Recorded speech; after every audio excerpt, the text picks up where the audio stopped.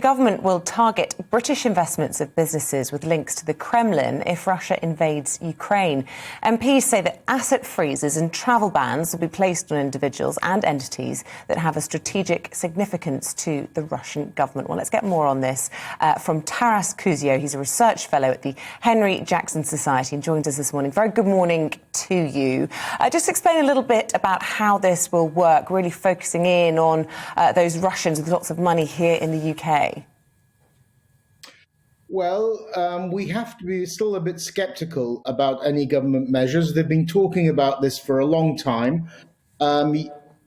London has become a centre jokingly called Londongrad, or Moscow on the Thames, with an influx of a huge amount of dirty money, not just from Russia, but from that region in general.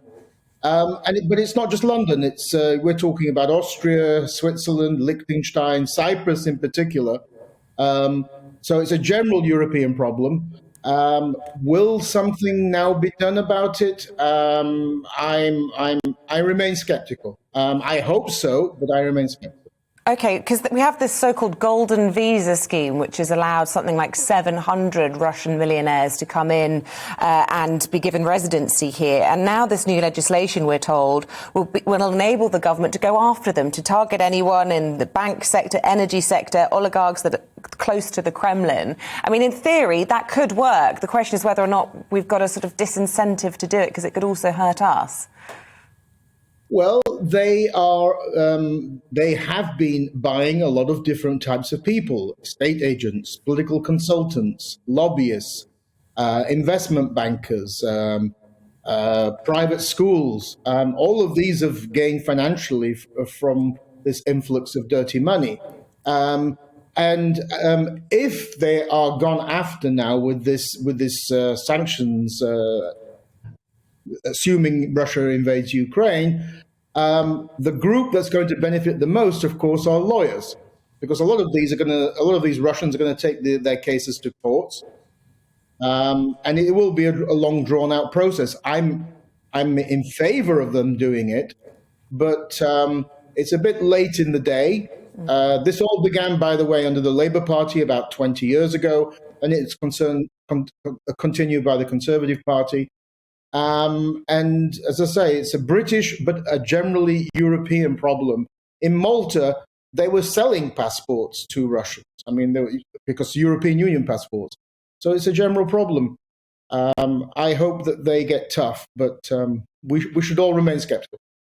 People would be far more in favour of seeing oligarchs fighting it out in the courts than actual blood being shed on the border. On that note, do you share the optimism of Jens Stoltenberg, the head of NATO, that there could still be a diplomatic resolution to this, or do you lean more towards the camp that Liz Truss has come out on over the weekend saying it's all but inevitable that they will invade Ukraine?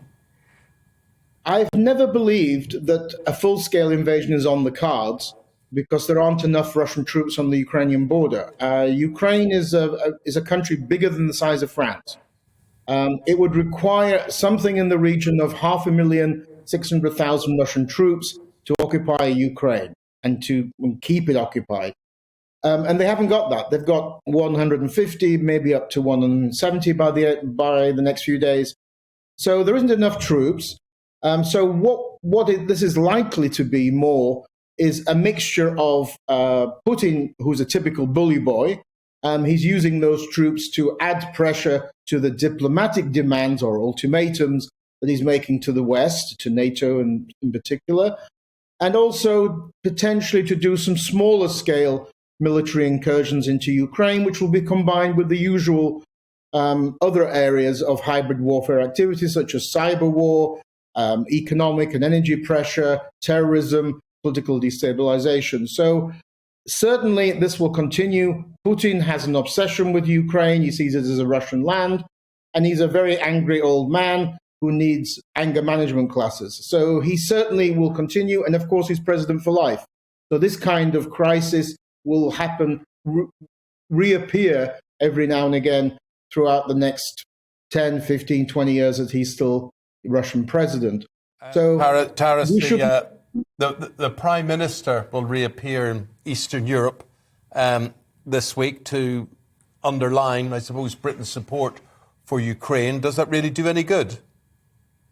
Yes, Britain has stood out in this crisis as the leading European country supporting Ukraine. In some ways, as a traditional ally of the US, backing up the US, showing both a global Britain in the post-Brexit era that it's forging a new foreign policy identity, but also Britain never traditionally had any pro-Russian sentiment, unlike, say, France and Germany. And therefore, there isn't really that sort of audience here that will be supporting the Kremlin side, whereas Germany is a hopeless case in many ways, and France, of course, has always had that anti-Americanism, which has then become pro-Russianism or wanting to do a deal with Russia. So Britain stands out. It has the largest military forces out, after Germany in Europe, but Germany, we know, is quite passive on that. So it is very important. Absolutely. Thank you. Thank you for your take, Taras Kuzio. Taras is a research fellow at the Henry Jackson Society. Thank you.